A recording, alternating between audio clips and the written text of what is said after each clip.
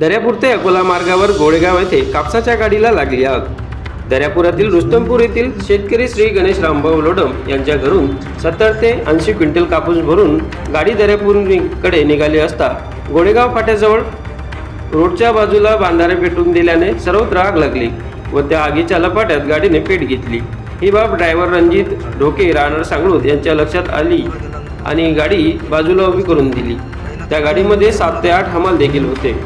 लगेच ही बाब दर्यापूर नगर परिषदला राजूभाऊ सोमानी यांनी फोनवर संपर्क करून अग्निशामक दलाला प्रचारण केले, तेव्हा लगेच गाडी आल्याने आग आटोक्यात आली। मात्र गाडीचे इंजिन पूर्णतः जळून खाक झाले व त्याचबरोबर कापूस सुद्धा जळाला आहे। जवळपास 10 ते क्विंटल कापूस हा जळून खाक झाल्याने शेतकरी हवालदिल झाला आहे। सदर घटने ठिकाणी तहसील कर्मचारी व पोलीस दर्यापूर यांनी येऊन पंचनामा केला आहे।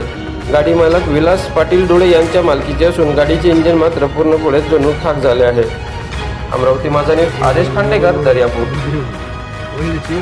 त्या रोडच्या साईडला कोळेगावच्या समोर पूर्ण काळी कचरा पेटलेला आहे, म्हणजे साईडला त्या साईडला पेटल्या असल्याच्यानं मी अकोल्याच्या इकडून दर्यापूरसाठी गाडी घेऊन येत होतो। तिकडून येता एकदमच गाडीची लपेट आली, म्हणजे गाडीवर लपेट आली याची आपल्या आगीची। तर आगीची लपेट आली, आम्हाला काही माहीत नव्हतं।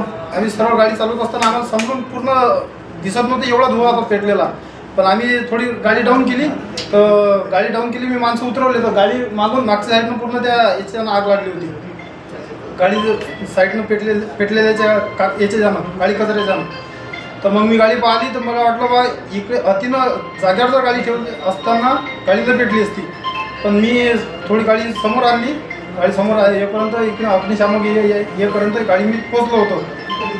मग सर्वजण आल्यानंतर आम्ही विचारायचे प्रयत्न केले।